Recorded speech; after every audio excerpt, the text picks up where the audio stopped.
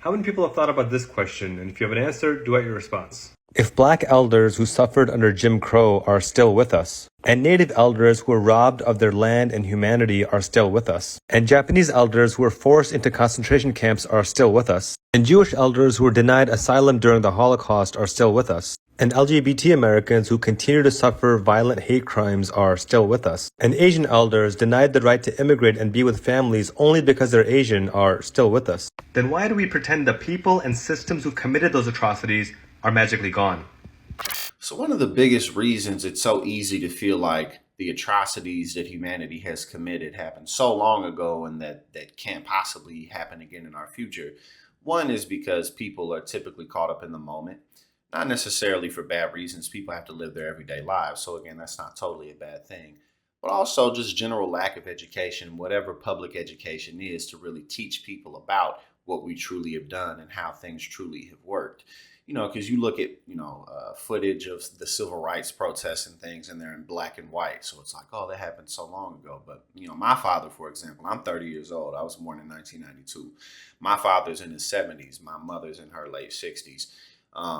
So listening to them and talking to them, especially now at this age, and the conversations that I have with them just about how the world has changed since then.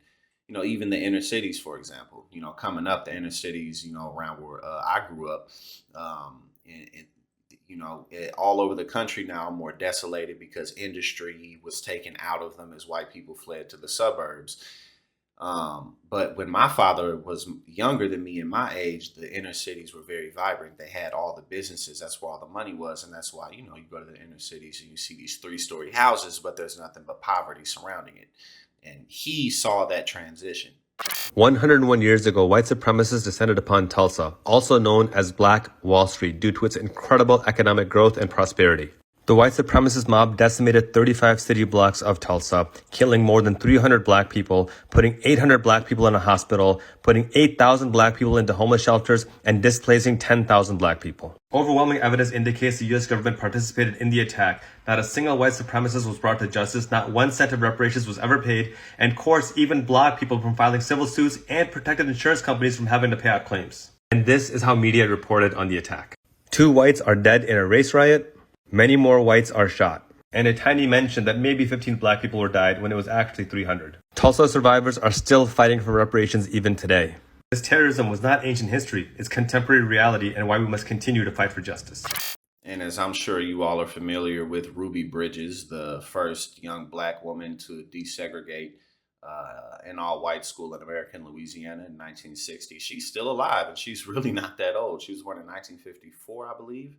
And my father's older than her. So again, a lot of the transitions in my father, he knew people 2 generations before him who had relatives who were slaves.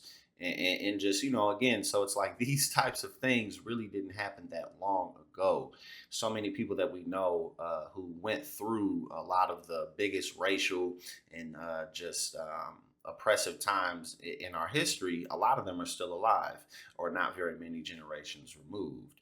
And the importance of that is because at the end of the day, human nature is what human nature is, which is the importance of laws and regulations and having a civilized and ordered society at all. It's because in certain situations, people will do certain things. And the more you know about history, the more you can see, this is why it's so important to be politically involved. Because if we aren't, then X, Y, and Z can happen, because it has happened so many times.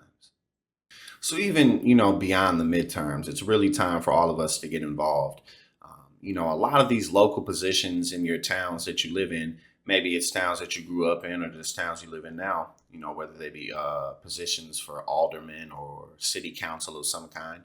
A lot of these positions may only take, less than 1,000 votes or a little over 1,000 votes, depending on where you live.